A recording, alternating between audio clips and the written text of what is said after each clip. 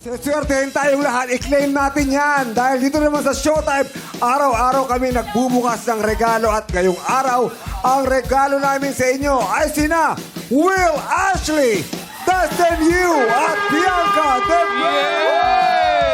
Bati mo na kayo sa Batlang People, guys. 3, 2, 1, go. What's up, mga people? Grabe naman. Ito, tanungin na agad natin. Bianx, kung ikaw ay magbibigay ng regalo kay Will, ano yung regalo ang ibibigay? Oh my God. Ano ba? Oh. Kay Will, siguro,